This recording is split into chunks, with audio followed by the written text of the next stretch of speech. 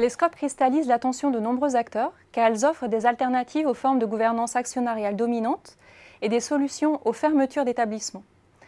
Les enjeux auxquels les SCOP sont confrontés ont donc été historiquement bien documentés.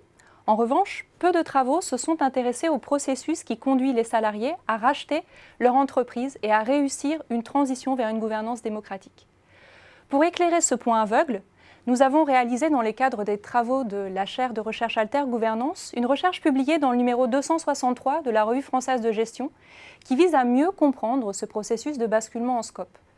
Nous avons étudié un cas de reprise en SCOP que nous avons suivi sur une période de 3 ans. À l'appui de cette transition réussie, nous avons identifié 3 phases clés dans le processus de reprise en SCOP. La première phase, que nous avons qualifiée phase de détachement, est caractérisée par un travail important réalisé par un petit groupe de salariés pour délégitimer la gouvernance privée et pour défendre une forme de gouvernance alternative et démocratique. C'est un véritable travail de déconstruction et de reconstruction identitaire qui s'opère sur cette période. Il s'agit de transformer les croyances et les représentations qu'ont les salariés sur leur propre capacité à prendre en main le destin de l'entreprise. Il s'agit également de transformer leurs croyances sur le caractère naturel et la supériorité de la gouvernance privée. Concernant la deuxième phase de la transition en SCOP, phase que nous avons qualifiée phase d'agencement, elle renvoie à une période au cours de laquelle va se constituer la nouvelle équipe de leaders.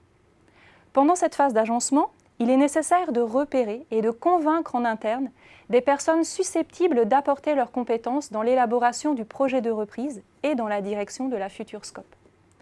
Cette phase se caractérise aussi par un travail important pour légitimer le projet auprès des parties prenantes externes, comme les banques ou les clients. Il s'agit pour les salariés repreneurs de les rassurer et de les convaincre de la qualité et de la pérennité du projet de reprise en SCOP. Enfin, la dernière phase, que nous avons appelée phase de modelage, concerne la période qui suit la validation de la reprise par le tribunal de commerce. Au cours de cette période post-reprise, les salariés désormais sociétaires réalisent un travail de transformation de l'organisation et de ses pratiques, dans l'objectif de construire et renforcer la culture coopérative. Il s'agit d'abord de construire un nouveau conseil d'administration et de l'ouvrir à une plus grande diversité de salariés.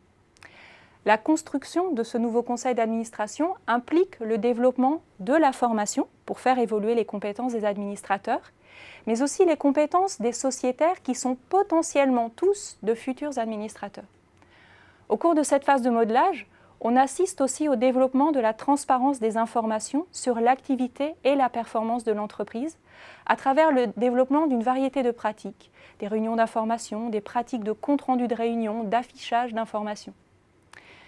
C'est au cours donc de ces 3 étapes que se développe l'implication et la responsabilisation des salariés, implication et responsabilisation essentielles à la réussite des reprises en SCOP.